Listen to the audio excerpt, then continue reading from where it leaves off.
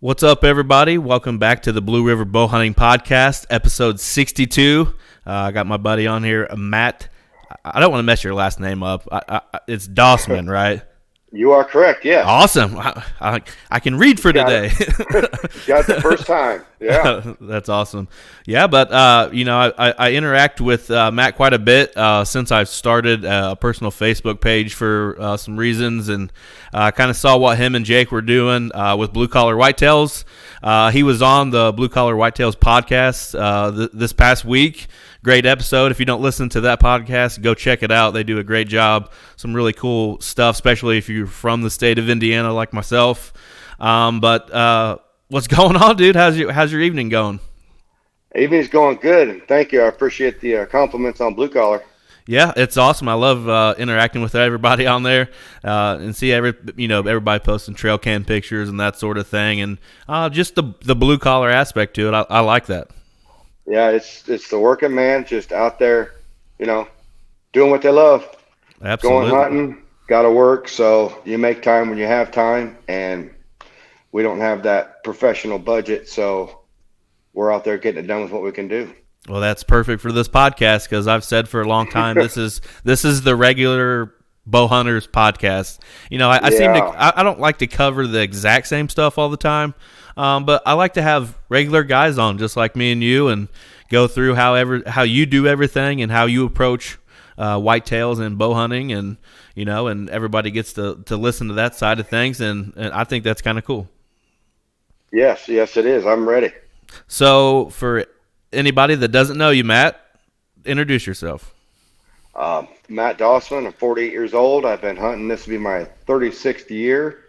Started when I was 12 years old. My Uncle Terry's the one that got a bow in my hand and taught me how to shoot a bow. My dad took me hunting a lot. My grandfather taught me, and most of my family hunted for most of my life. Most of them now are getting old. My uncle, grandpa passed away, but I took a little farther than they ever would have. Yeah, they call me the crazy one of the family. I probably get that behind my back, and I probably don't even know it. But they tell me to my face. So where are you from, Matt? I was originally born in Leesburg, Indiana, and I got married this past year, and I've been with my wife for 2 years. And I live in Akron, Indiana right now, A-Town. There you go. Yeah, it's Fulton County. Mm-hmm. So my hunting resides, I just picked up a new spot here in Fulton County, 59 acres of woods, field, and swamp. Nice. And then it's on the edge of, 2 huge properties. Awesome. And then north, up in Leesburg and Dutchtown area, I have a couple more areas to hunt. Awesome. Well, we'll cover those. We'll cover those properties in just a minute when I ask you about some of these properties that you got. But I want to dive into how you and Jake started Blue Collar Whitetails. How did this all come about? That's a good story. We both used to work for the State Highway of Indiana. And there'd be some times that we'd be on the same job together, and we both were just passionate about deer hunting. I've been doing it a lot longer than he has. He joined in a few years ago, and I've been doing it most of my life. And he just asked me tips and stuff, and we started talking about deer hunting and bucks, and what do you think about this, and what do you think about that? And it just came together, and it came to me one day. I said, hey, let's start something. Let's start this Blue Collar Whitetails thing. Mm-hmm. Okay. Yeah, sounded great to me. Just a couple guys, like everybody else that's blue collar, just trying to get out and go hunt and live their passion. Yeah, that's awesome. We made it up for the everyday working man. That's awesome. It seems like it's became quite a big thing on the Facebook page. A lot of people interact on there. We just got 3 more members today. Nice. I welcome them in. And it's open to anybody. I mean, that's what it's all about. Anybody that hunts, anybody that wants to join it, come join it. It's just showing off what you got, what you can do, telling stories. It's blue collar. Right. And I feel like a page like that, there are a lot of pages out there where you get some negative feedback. But I feel like a page like yours, somebody could be very honest and say, hey, I don't have very much experience when it comes to, example A, and ask you guys a question, and you're going to answer them in a way that you would do it. And I think a lot of people don't get that kind of feedback on social media. Correct. They don't. I mean, as everybody knows, there's a lot of smart asses on social media. Right. but yeah, no, we're going to address that person, because what if somebody just started hunting this year and don't know jack? Right. They're going to ask questions. Why not encourage them instead of shame them for what they don't know or what they do know, or how big a buck, how small a buck, this and that? It doesn't matter. You're a hunter. You could be out there for meat, you're out there for a trophy, just out there to enjoy nature. You don't know these people. It doesn't matter. Yeah. But it's what they want to do. It's what they love. So why not encourage it? Yeah, I feel like that's the one big negative to social media that way.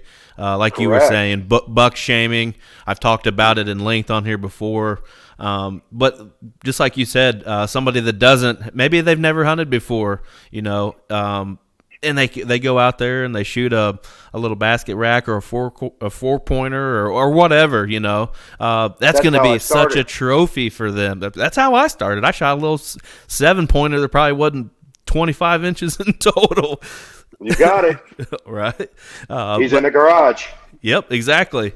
I choose to chase bigger and better things now, but it's not because I think I'm some badass or something. That's just like what that's how I approach it. I like chasing those big bucks. I've been through those phases a lot, especially when I was younger, where I didn't care about those sort of things. I just shot what made me happy, and I still shoot what makes me happy, to be honest with you. There is times where I meat hunt. Mostly that comes when the antlerless situation, which I need to add that down to the thing and talk a little bit about that here in a minute. But you got to get those freezer queens. Oh, you got to get the freezer queens. You got to get them. Yeah. You got to get that taco meat and the spaghetti meat and all that kind of stuff. Burgers, sloppy doughs. Oh, that's awesome that you call it sloppy doughs. That's what I call it too. Sloppy doughs. Oh yeah, yeah. So talk about how you got started in it. Since we're on the topic, you said that your dad and your uncle and your grandpa and everybody got you into it. Did you jump straight into whitetails, or was it like a small game type of thing, or frog gigging or something like that? How did you get started? What did you start on? It all kind of started at once, but I did start on whitetails. I did some rabbit hunting and some squirrel hunting when I was younger. Mm-hmm. My Uncle Terry was into all that. He taught my dad. Mm-hmm. He loved bow hunting. He loved the challenge, and he passed it on to us and taught us, and it took hold of me, and I've never let go. I'd much rather go out with a bow than a gun any day of the week. Absolutely. But, sometimes those cases, you don't get that choice. All right. What was your first ever bow that you had? Was it a hand-me-down, or is it something that you went to a shop and got?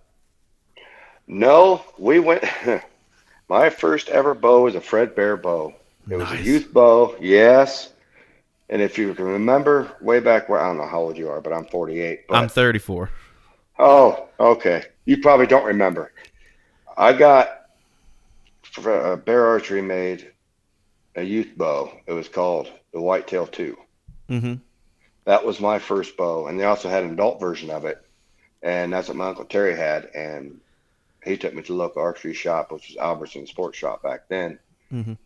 And got me set up, and lo and behold, I wasn't the greatest archer off the bat. It took about 3 years before I killed my first deer with a bow, but it was a doe, and I did it, and that finally hooked me.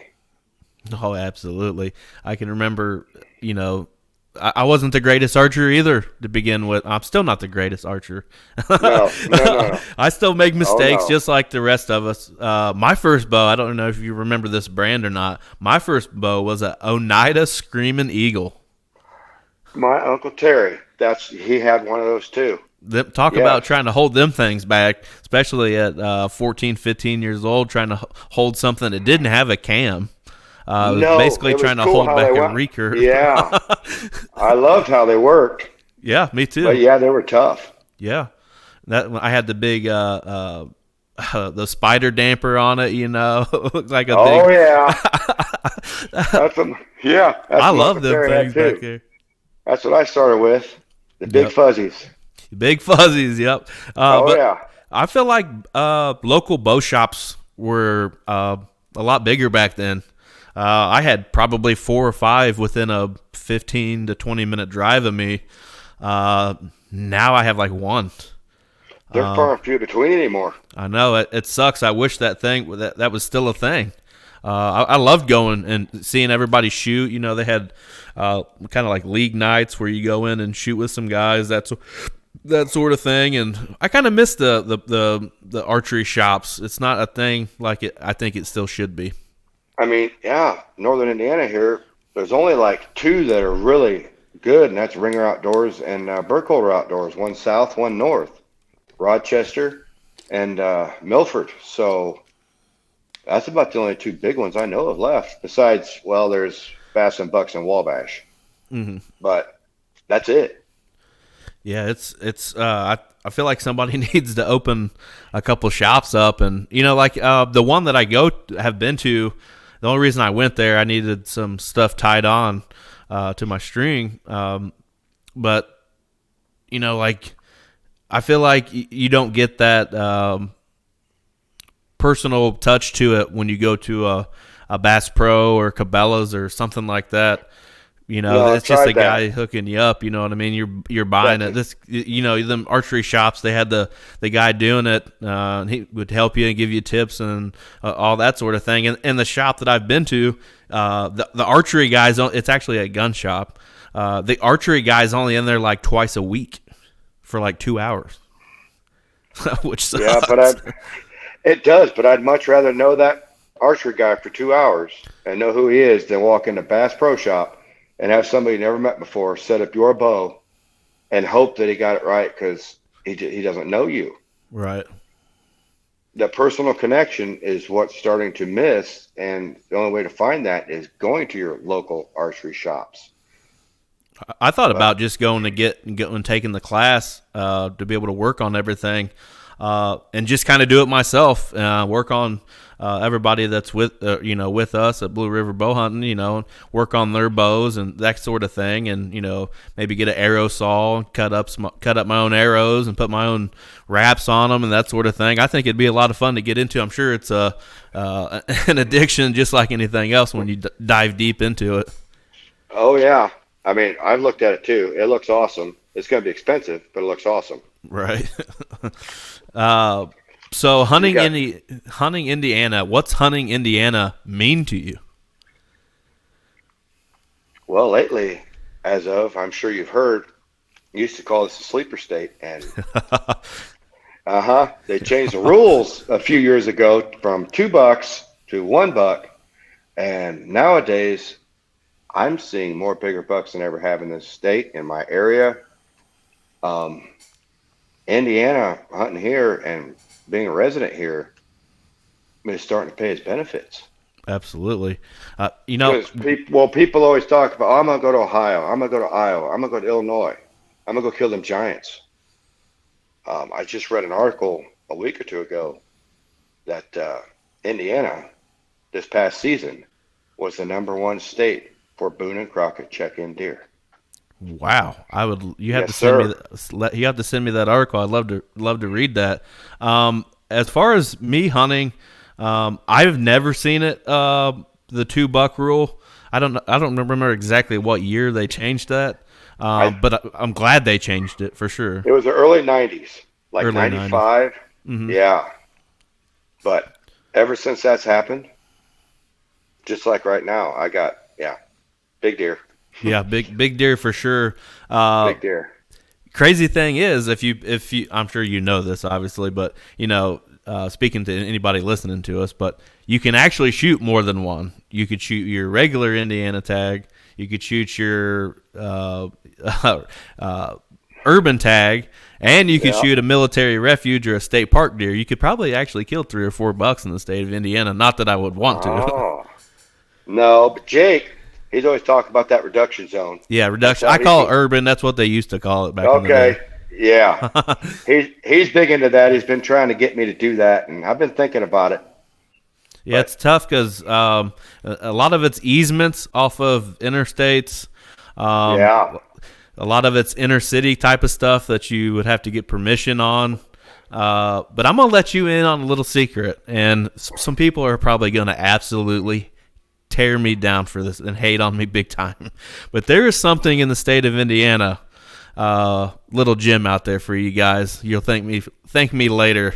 It's called Apple Properties. The state of Indiana pays private land owners the opportunity for people to come in and hunt their property, and it's drawed for archery and it's for gun per county.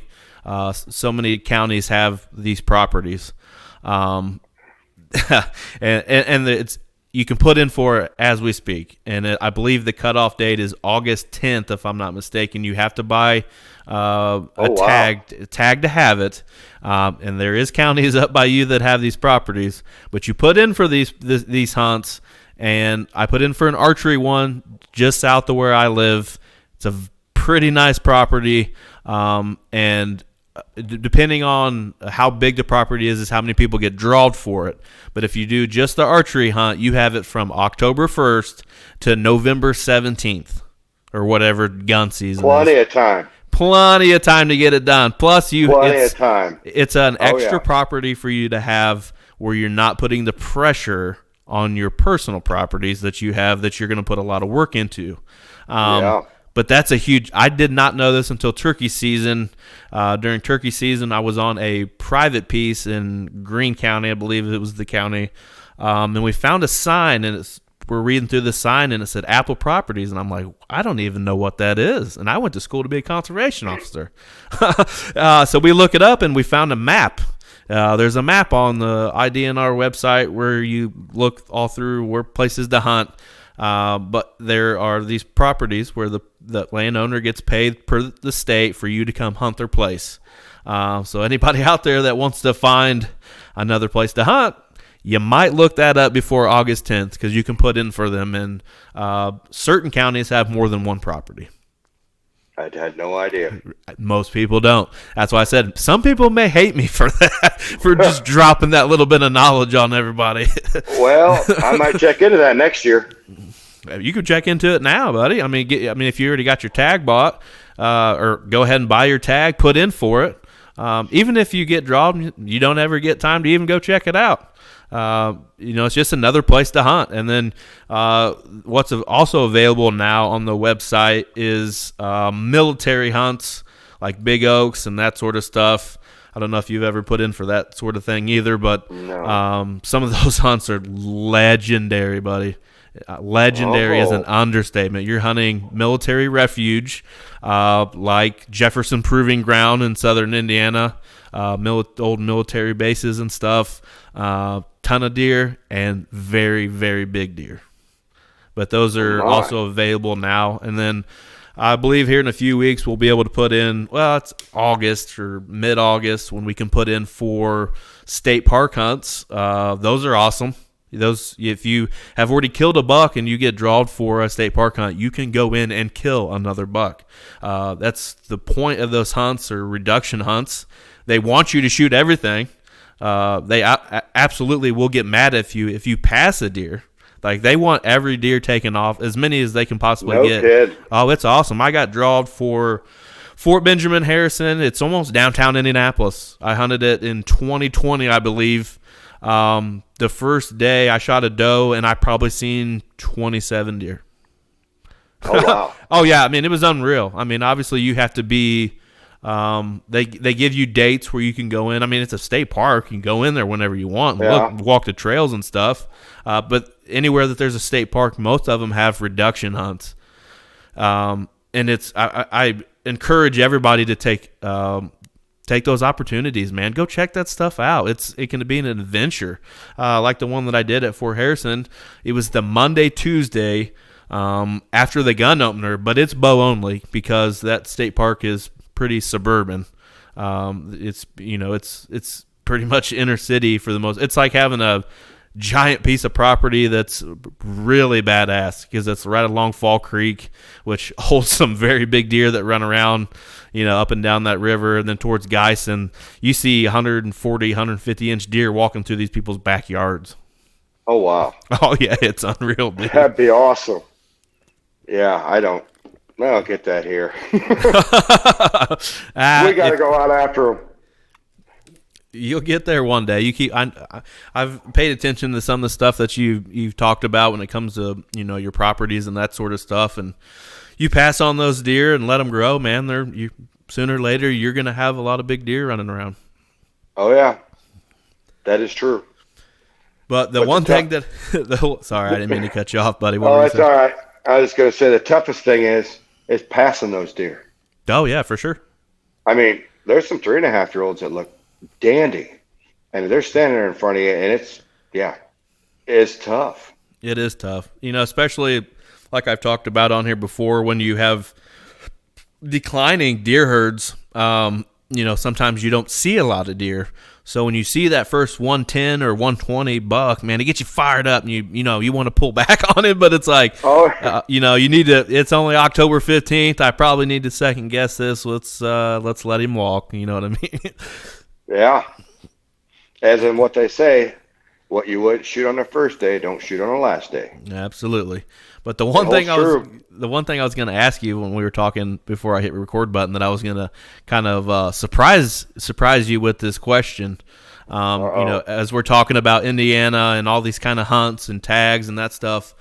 As a blue collar guy like myself, what do you think of increased tag prices for residents? Let's hear it. Drop the bomb on us. Let's hear it. Yeah, Jake's been in my ear about that too. Jake wasn't very happy. I knew it was coming. It's going to happen. I think it's because of more deer, bigger deer, the opportunity, and the state's gotten more popular, and the price of everything going up, so they might as well raise that up too. Does it suck? Yes. But what are you going to do? I think they do it because they know that they can, which totally sucks. I understand what you're saying with it's becoming more popular. A lot of people want to come here. But with that said, that's non-residents. That's not even people that live here. People that live here, our regular archery tag for as long as I can remember has been $25. Gets you, it's pretty simple what that gets you. And then several years back they came out with the bundle. It was $60. And then it went up to 75, I believe. Now I paid 95. I paid like $92 or whatever it was. And that's for 3 deer. Any season. I like the any season part of that, but I do not like the $92 for my tags. I think that's absolutely ridiculous for a resident tag. Yeah, but then if you want to go with your 2 bonus tags on top of it, that's another $15 a piece. Yeah. So that's $30 more. Yeah, you could be well into the $150 range trying to shoot some more deer. Yeah. Which I think is just outrageous, man.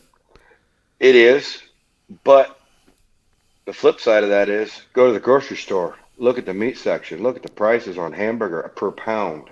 That's true.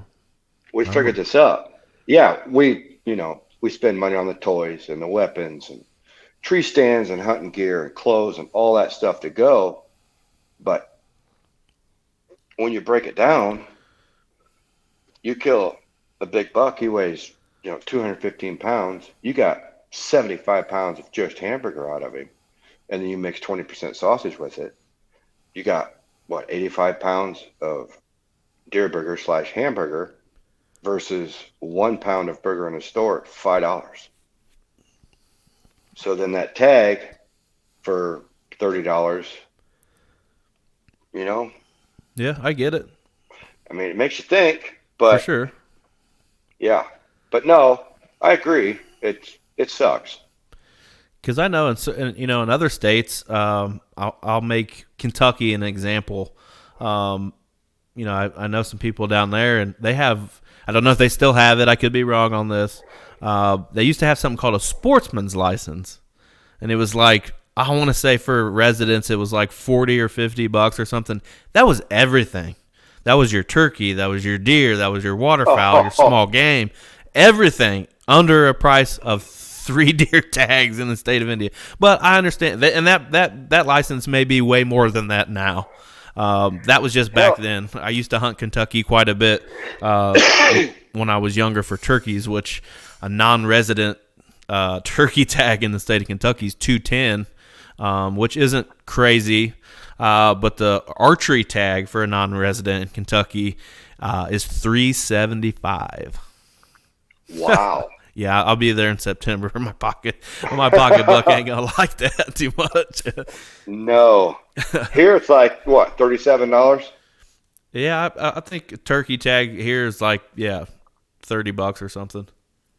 Yeah. You do any turkey hunting? I've tried. I'm kind of stubborn. I've always wanted to do it with a bow. Oh yeah. So I'm not one to go out there and do it the easy way with the gun. No, I want to sit there and try to do it with a bow. So I am now 3 years and 0 on that. Have I seen them? Yeah. Called them within 50 yards? Yeah. It's tough to figure out when to draw and what to do. Because, everybody says turkey's dumb. They're not dumb. Some of them can be pretty dumb, and some of them can be absolutely brilliant at the same time. If you haven't checked it out, man, or anybody listening, go check my West Virginia turkey hunt video out from this past spring. You can see how boneheaded of a move I made with a bow with Troy Delaney.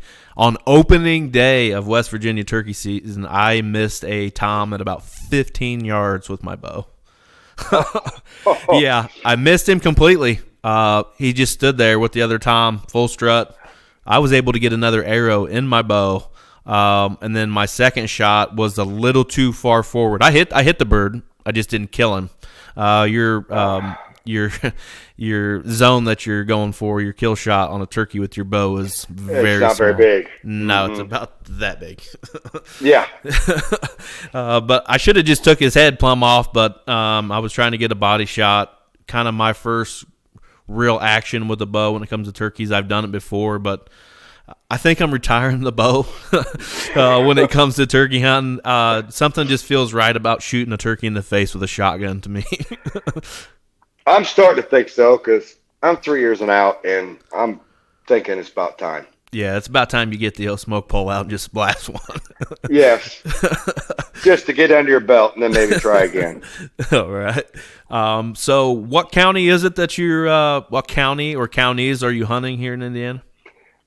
Living and hunting in Fulton County, Akron, Indiana, and also hunting in Kosciuszko County. There's a couple spots. So is that like northeast Indiana? Yes. Northeast, okay. Yep. Northeast is Kosciuszko, and then Akron would be south of 30. Okay.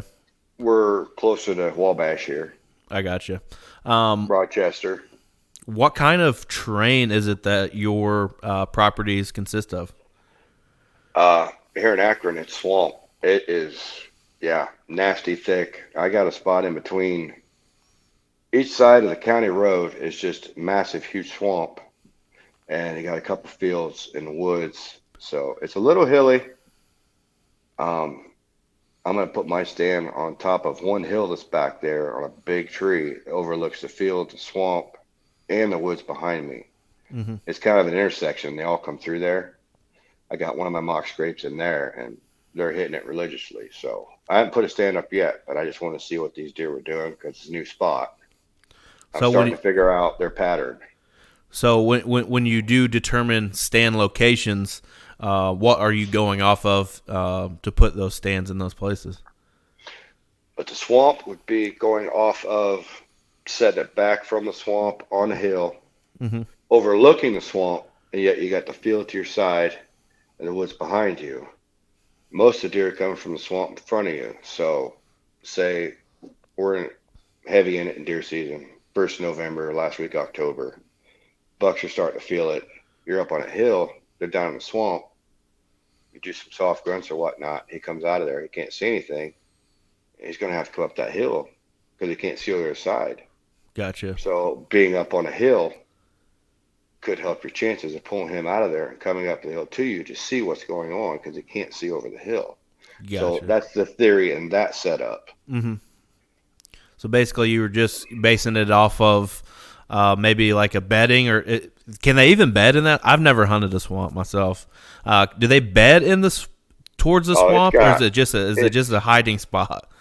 no. I think they bed there. It's head high cattails. You can't even see in there, but on the edge of it, it's like a 4-wheeler trail come out of there, and then it just branch out.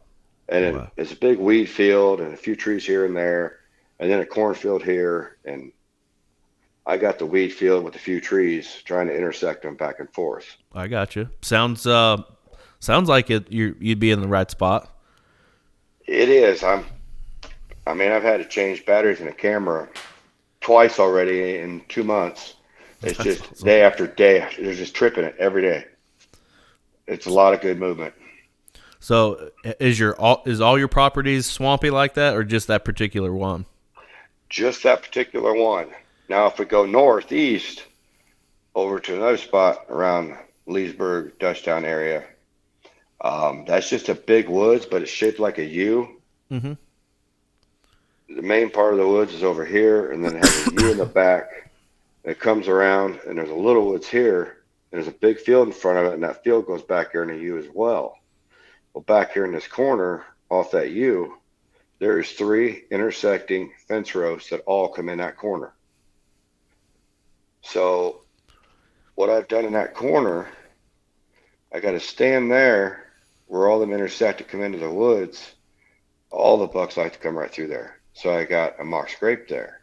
And that thing's getting hit multiple times a day, every day, since the middle of May this year.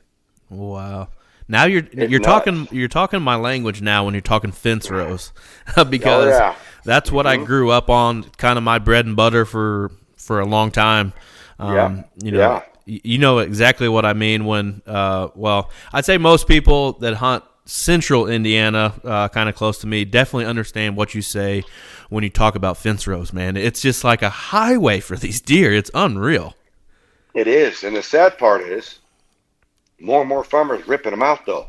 Oh yes, trust me. I hate seeing them go down. Me too. I hate it. The one I killed my biggest deer in, one of my biggest deer in, they took it out last year, and it's not even the same over there anymore. The deer totally don't even use that part of the property anymore.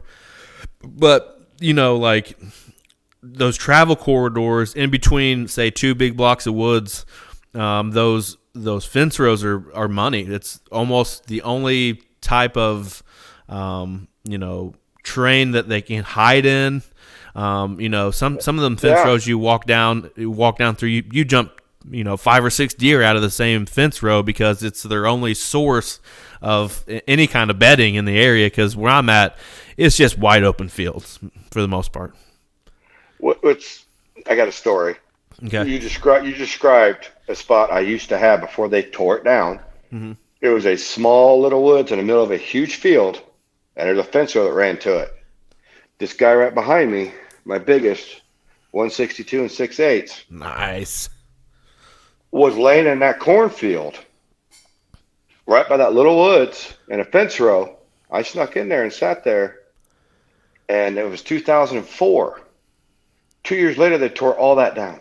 Oh wow. Gone. They wiped out the woods and the fence row just so they could get more planting out of that field and killed that spot because my Uncle Terry used to hunt that spot as well. This was way back in the day, Mm-hmm. but it was always a big buck spot. It's where they like to hide. Yeah, you could almost what I call driving the block. You know, coming out of the woods. Yes. You know, drive around the block. Oh wow, look, there's a 120, 130. He's got 2 does bedded, locked down in the middle of a field, or you know, on the fence row where you could basically see them.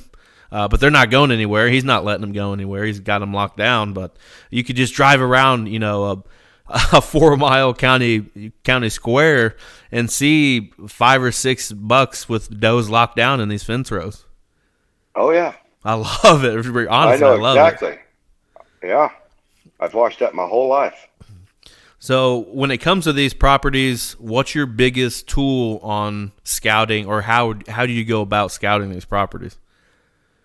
Well, now you have the awesomeness of the phone. You can get aerial shots, Mm-hmm. and you can see where inside L's are, or like I described, a back corner that fence rows come into or intersect, things like that. Topography.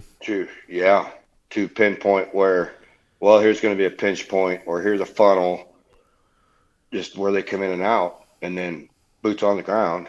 You For go in the sure. woods after season in the wintertime and go look, and I mean, you'll see just trails everywhere. Mm-hmm. You know where they're going. When it comes to your trail cameras, how many trail cams are you running on these properties?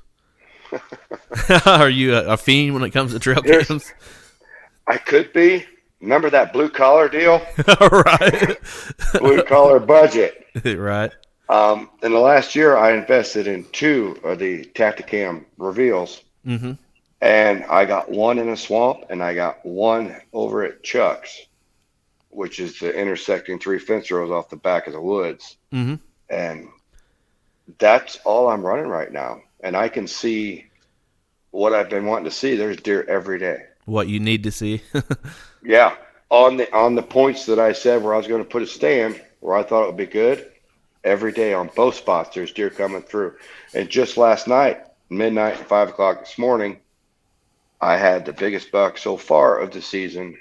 I posted today on Blue Collar and everywhere else.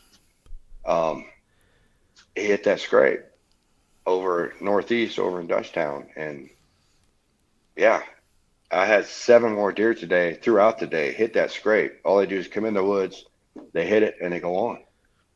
That's It's awesome. nuts. So And I want to talk to you about these scrapes that you're putting out. I've done mock scrapes before. Not something I really do regularly. I may do it once a year, if that. I'm not a huge sense kind of guy, as we were talking before. correct. And you just described multiple deer hitting this scrape in the middle of May. Yeah, So, I used to.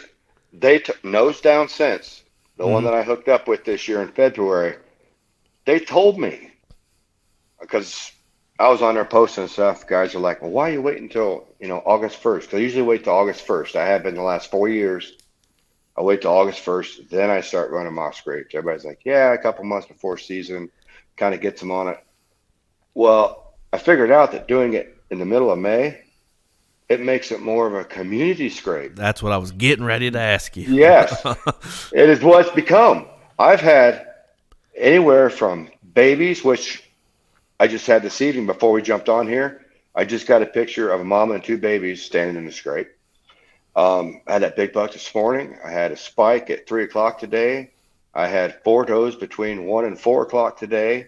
Every deer that comes through there is hitting the vine with their nose, putting their nose in the scrape, walking through it, moving on. Multiple pictures all the time. It's nuts. It has become a community scrape rather than a mock scrape, just on the location. But yet, I've been using these since the middle of May, Hmm. and they're still hitting it every day. It hasn't stopped. That's why I So, went through 2 sets of batteries already in 2 months. right. I want to Yeah. give me the full rundown of how you pick a location to do this and the steps of doing it and how you put it all together.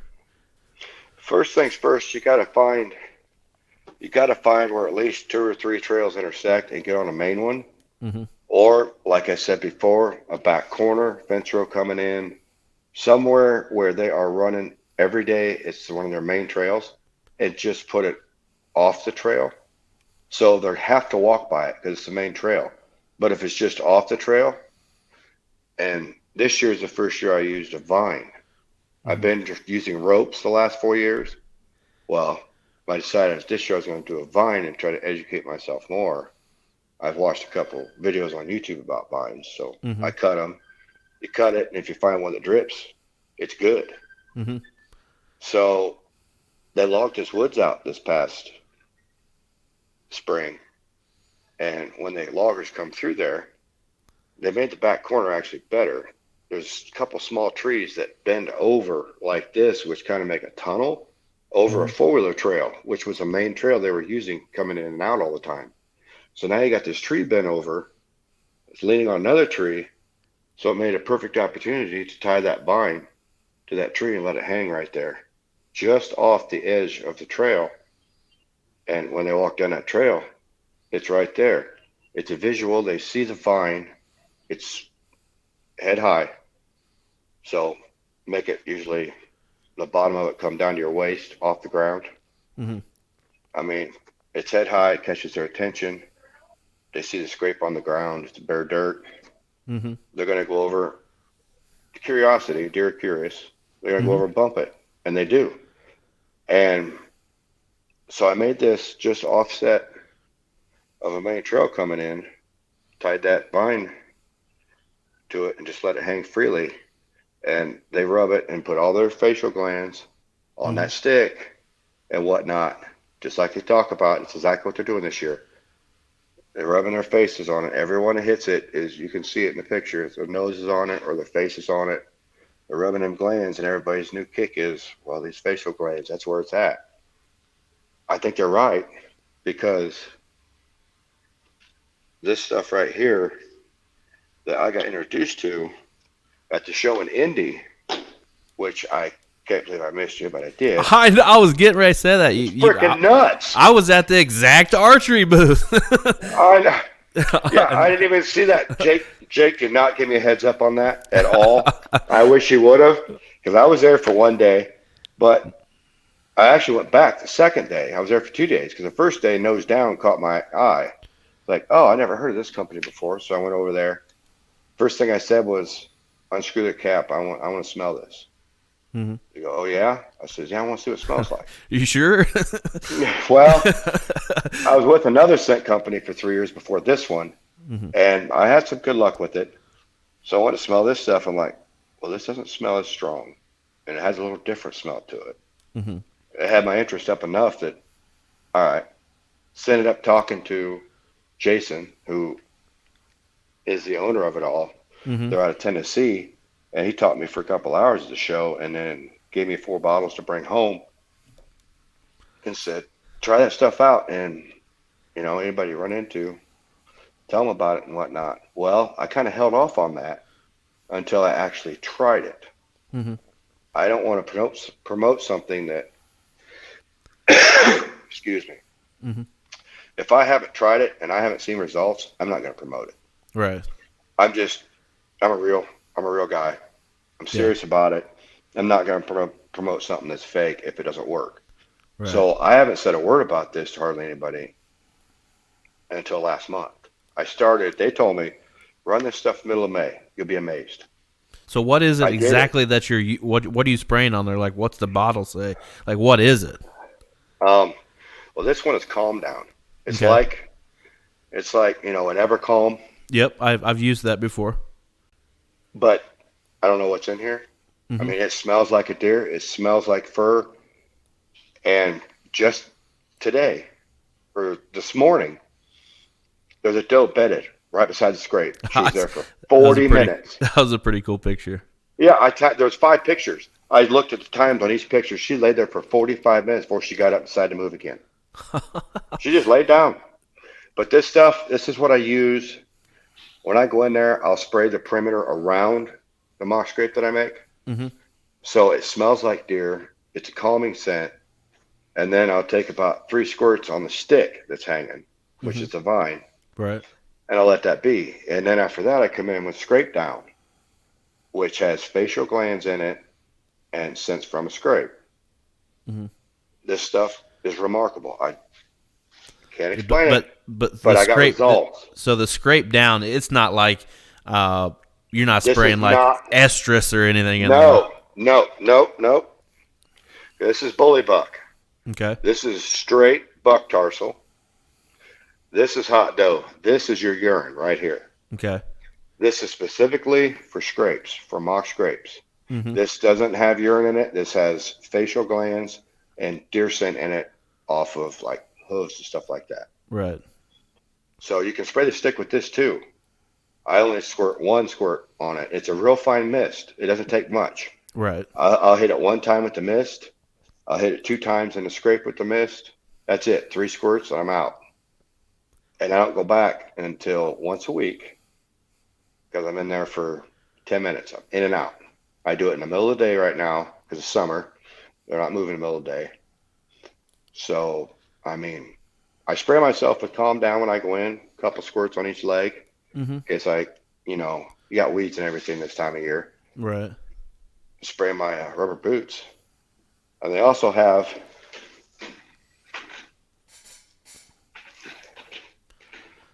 stuff called Eliminate. Mm-hmm. It is a cover scent plus a scent eliminator. I spray down with this every time I go in the woods and have been, even when it's 90 degrees out, going sweating like a hog. Right. Yeah, I've been using this. 40 minutes later, hour later, after I'm out of there, deer already back in there, already moving through like nothing ever happened. So when it comes to like actually hunting, is that something that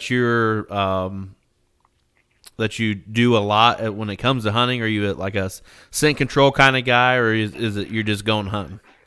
No, I'm one of them scent control guys. Okay. I don't know. I started using it. I didn't get picked off as easy. Now it's just if I move, I'm picked off. Mm-hmm. But in the last 3 years, I've used a different kind of scent. I never got picked off from the wind direction. None of that's made a difference. But now with this new stuff, no, I haven't got to try it in a hunting situation yet as far as wind direction. But knowing that I'm in there, I'm feeding, I'm working a scrape, I'm walking around, my skin's rubbing against things, but I spray my skin too. So there has not been one deer get spooked, scared. No, just religious every day. Right. From the time I was about 17 or 18 until really in the past couple years, I used a lot of scent eliminator spray religiously. Like I get out, I'm the type of person, deer hunting wise, I don't put my clothes on until I get there. I get there, I pull my little mat out of the back of the car or back of the truck and stand on it and put all my clothes on and spray down and that sort of stuff, which I'm still a little bit, just not as much as I used to. A lot of people that I've surrounded myself with when it comes to hunting, I've seen they don't care about it. They really, honestly don't give a shit about spraying yourself off. They don't care about wind direction for the most part. They're just kind of going in and hunting, and it pays off dividends for them. I'm kind of like a hybrid mix of that. I still spray myself off, but I'm still conscious about other things. But sometimes I just still kind of try to put myself in the right situation and just get in there. Still mindful of what's going on. I'm not going to go, hunt a spot where my wind's going to be blown straight into a bedding area as soon as I get there or something like that. You know what I mean? But I won't do that. My mind's kind of switched when it comes to that kind of stuff. Obviously, I'll be using a lot of scent shield spray and stuff this season. I love all their stuff. Myself and Adam and Ryan and Zane. Haven't really even talked about that on here yet. I've added some new team members to Blue River. I wanted to grow a little bit, but I didn't want to grow in the fact that I didn't want just anybody and everybody to be a part of my thing just because I wanted more people. I wanted more people that were a close group of guys that all hunt together and work together and stuff and that sort of thing. But I have several new team members now, and most of us are brand ambassadors for Nexus Outdoors now, which is scent blocker and scent lock, as far as some other stuff like hardcore waterfowl, whitewater fishing. There's several other brands that come with it, but man, I'm excited. I mean, I've used scent blocker ever since I started hunting. My dad got me a Dream Season suit way back in the early 2000s. I always wanted one, but never did it. Yeah. Yeah, I loved it. I loved it, man, and I fell in love with blocker back then. Not saying that I won't maybe try some scent lock stuff. They make some great products. But I'm still kind of just that scent blocker kid at heart, going back to what I started using back when I was 16, 17, 18 years old. But that whole process has been pretty fun, meeting a lot of those people.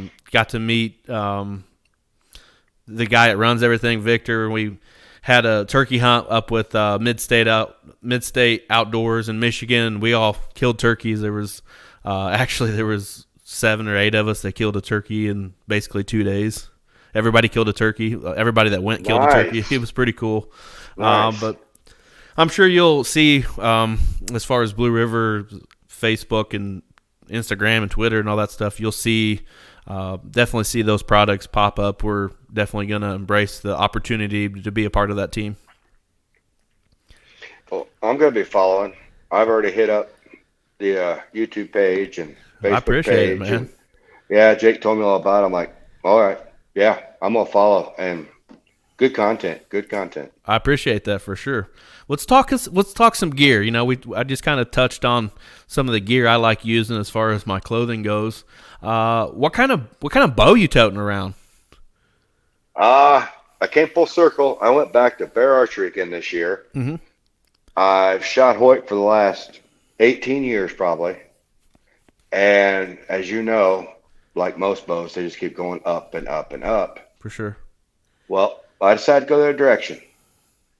Bear Archery this year come out with the Legend XR, and they have promoted the crap out of it, saying, you know, it's the working man's bow, pretty much blue collar bow, $450, and that's just bear bow, but still versus $1,850 for a Hoyt Carbon. Right. So I did it. I guess, to kind of prove a point to myself, and I guess people out there, that you don't have to go out and buy the latest greatest. You don't have to go out and spend $2,000 on a bow to go out and kill a deer. That's awesome that you bring that up, because I'm actually looking at getting a new bow. It's been a long time since I got a bow, just for that very reason, the price tag. I shoot a Matthews Monster right now, but I'm actually looking at a bear bow. It's the Bear Adapt, I believe, is the one that I'm looking at. It's the same as this Legend XR, but it's a single cam instead of a dual cam. Mm-hmm. Yep. The Adapt, it's a pretty nice looking bow, and it's only like right at $500. Yeah, most definitely. Which that's compatible. This is why they made this bow off of that bow. And I just saw on their socials not but an hour ago before we jumped on here, they have a new one coming out that's going to be released, I believe, the 19th of this month. I didn't see the name of it. If it was on there, I missed it. It was some kind of collaboration with the Hunting Public guys.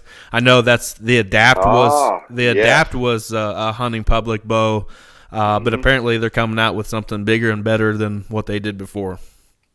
Sweet. I can't wait to see that. Yeah, it's kind of what I was thinking too. You might want to hold off and wait till that happens. I was thinking the same thing. Well, then again, if it comes out, maybe that Adapter dropped a few dollars. It might. You never know.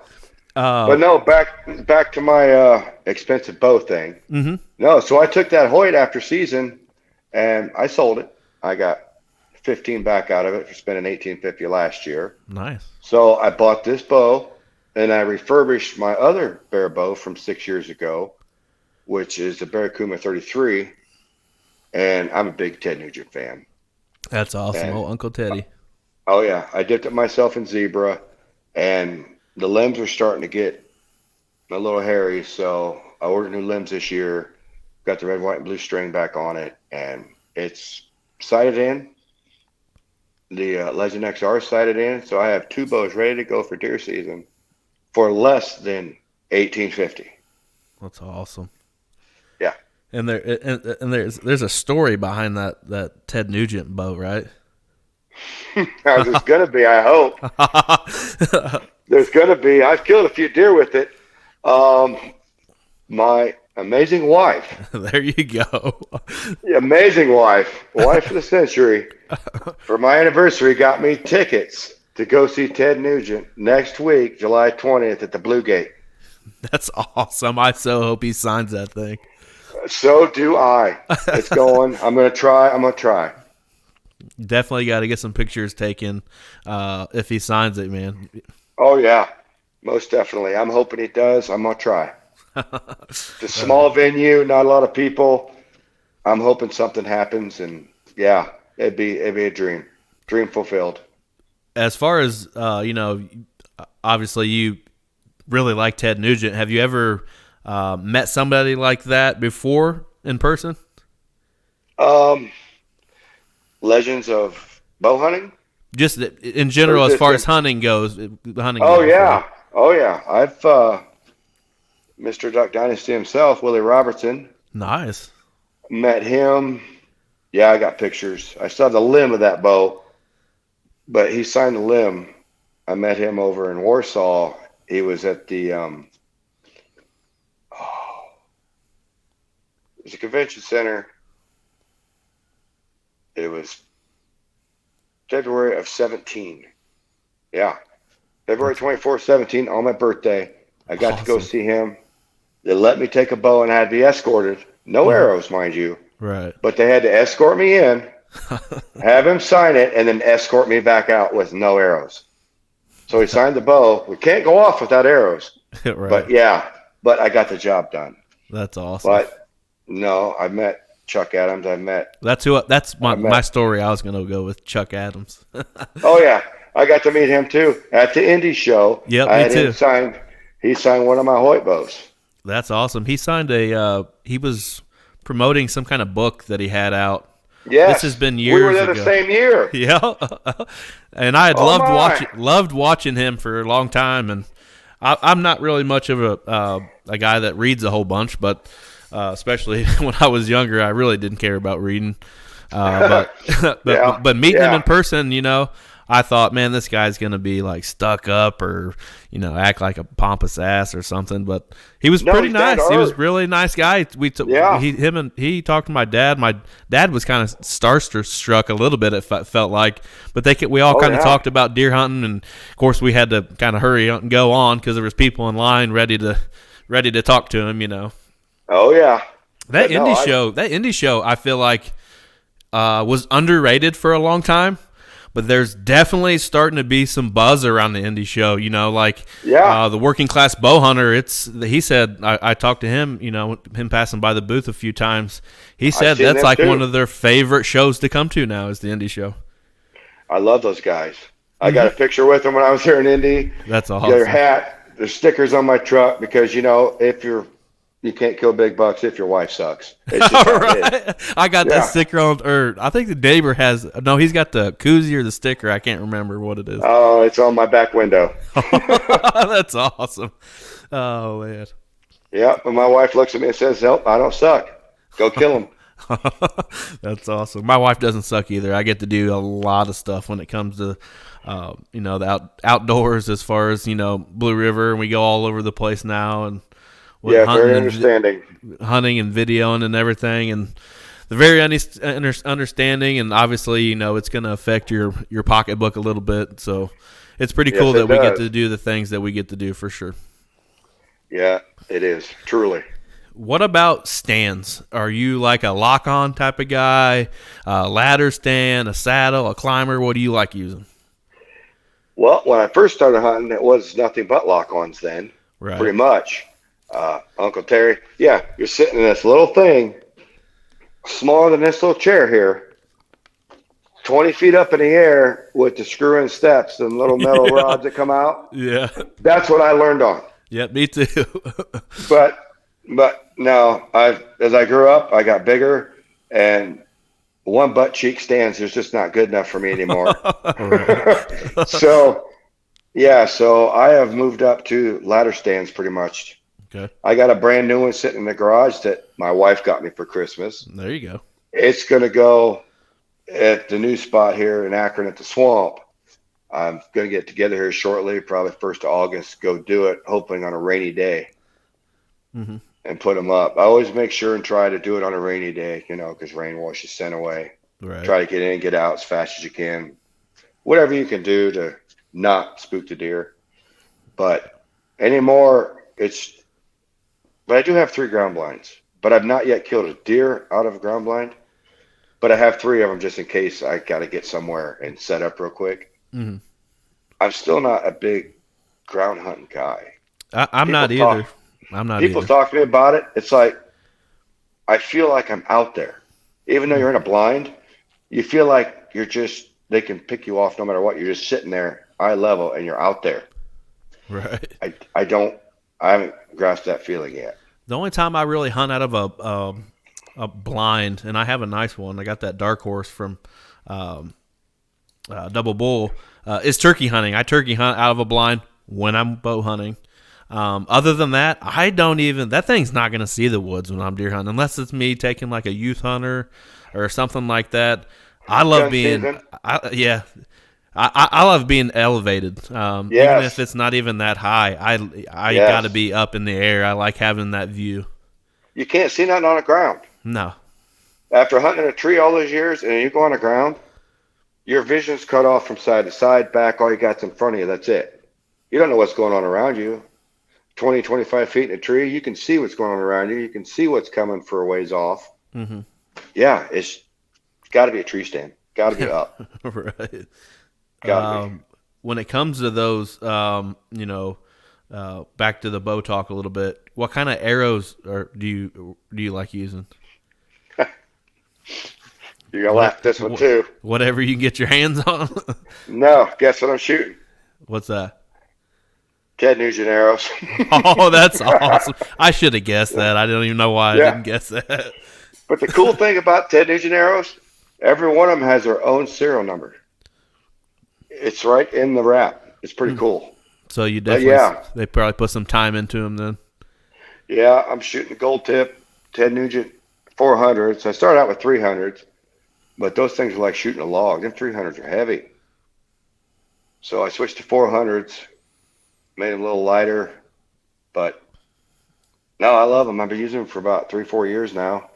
I haven't switched yet. I've thought about it, but I can't get away from those Teds.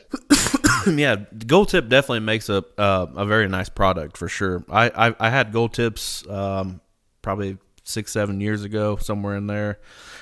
I don't know, and it's not a price thing, but they are cheaper than a lot of other ones. I love using those the Carbon Expresses. I have some of those, and then I have some Blood Sports that I like a lot too.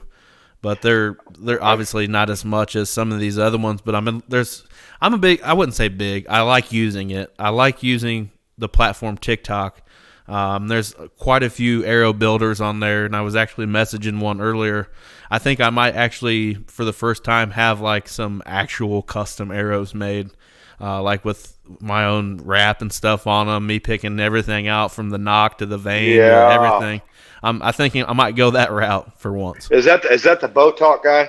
That's one of them that I've looked at. Nimrod was the one that I've been looking at. Ah, okay. I like the Bow Talk guy. I watch he's him pretty a lot. cool. Yeah, he's pretty cool. Yes, he is. Yeah. Now, what about broadheads? Let's get into that. Broadheads? Well, I got to thank you for that one. I used to be the idiot that goes out and spends $50 on 3 expandable broadheads. And then, you shoot a log or miss and shoot them in the dirt. And then you got to go out and spend another $50 for 3 broadheads. Mm-hmm. So I switched this year, Blue Collar Whitetail, and you guys, we are all shooting the exact archery broadheads, 4-blade 100 grain, and I'm completely impressed. I got 3 boxes, which is 9 broadheads, for the price of 3 broadheads of, the store brand, big name people, $50. Mm-hmm. Yeah, that's all I got in it. And these things are sharp as crap. They're accurate, durable. I can't wait to put one through a deer. Oh, yeah, it's fun. Trust me. I did it a couple times last year. And I'm kind of in the same boat you are, when you were talking about your scents. I'm not going to promote anything that I don't believe in. I'm not that guy. I don't get paid to do this. People might think having a podcast, I don't get paid to do anything. I may create partnerships with people and that sort of thing. There's been several companies that have had ad reads and stuff on here. And when I met Jake and started doing ad reads for exact archery, I had already had one doe down with the exact archery broadhead, and I was hooked, dude. I mean, I was like, oh my God, these things. It wasn't so much the sharpness, because obviously it doesn't matter how sharp it is, you still need to put it in the right place. Correct. For me, it was the flight of the arrow. Oh my God, it was like Peyton throwing a 50-yard bomb in the Colts back in the day, just a perfect spiral, buddy. I love the way it flew. I mean, I heard you and Jake talking about what you're comfortable with shooting-wise when it comes to bow hunting. And I shot my deer this past year at 46 yards, and it hit exactly where I told it to go, which was incredible, because sometimes, with the way the arrows go nowadays and your broadheads, it's hard telling at a shot 45 yards, hard telling where that broadhead's going to go sometime, or your arrow. Correct. Yes. The consistency with those broadheads are amazing. I'm going to get shooting them more. I've only shot them a couple times, but I've been busy, of course. Blue collar, busy doing things, but I'm going to get focused here shortly, and I'm going to really start ripping these broadheads and see, get used to them. But yeah, I've shot a couple, and I love them. Absolutely. But like I said on the last podcast with Jake last week, that, I had a damn good buck at 45 yards last year, and I let him walk. It just seems to be a long shot for a bow. Anything can happen at 45 yards. And sure. I neglected. I laid back and I just watched him walk on. Ironically, that buck that I sent you today, that's the same buck that I passed last year. That's awesome. As far as when you're practicing, do you ever practice at yardages like that, like a 40-yard shot practicing? I do, but not as much. I usually am pretty resilient or religious on 20 to 30 yards, just pounding it all the time. Because in a tree, when you're 20 feet up in the air, 20, 30 yards, that's it. That's like money. Right. Unless your arrow rest bolt comes loose and it moves on you like last year and cost you a deer and you didn't know it. Mm-hmm. That, or there might be a limb that you don't see in the way, or a blade of grass. You never know what can affect the flight of your arrow like that. No, that was Jake last year with the limb, and Jake had the limb, and I had the drop away rest that came apart on me. Oh wow! I'm actually kind of going through that a little bit of myself. When I was practicing, I've been practicing a lot.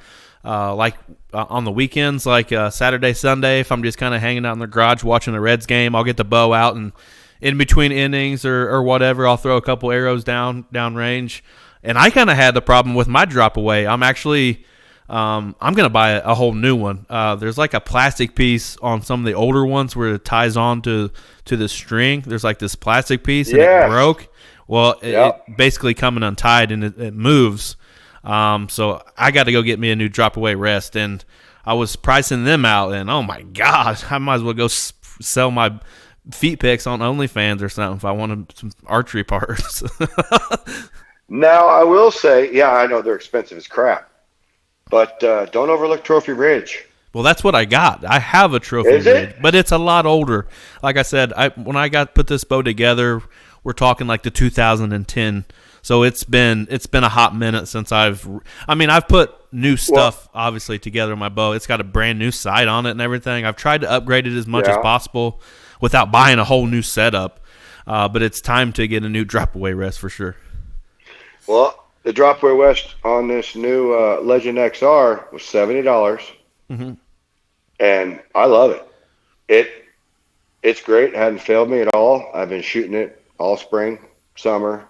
And that sight is one of them new React sights from Trophy Ridge. I'll tell you what, that sight is giving me the confidence to take that 40, 50-yard shot, because once you set the 20-yard pin and then you set that 30-yard pin and there's just one dial, you turn that dial and it spreads the other two pins on a 4-pin, and it's perfectly set at 40 and 50. I step back, it's hitting 40 and 50. That's awesome. I'm more of a 3-pin guy myself, like a 20, 30, 40. And like when I had that buck last year, I knew for a 40-yard shot, it was going to drop a little bit, obviously. And I put my 40-yard pin on him and just raised it up. Just a little bit. And it hit home pretty hard, as you can see in those pictures. Yes. Yes, it did. That's what I'm looking for this fall. Yes, I want to see some pictures like that too. Oh, yeah. That was great pictures. So I got one last question for you before we hop off here. What is your dream hunt? My dream hunt? If it was to pick one, it would have to be the big moose up in Nice. Alaska. That's awesome. That would be so badass. Bow hunt. Y'all, for sure. Oh, yeah. 1 week on a big moose in Alaska. I've watched so many professional hunters do it. It just looks like a blast. That is my one dream. Get dropped off in the bush plane up there. Oh, yeah. That'd be so awesome, man. That would be.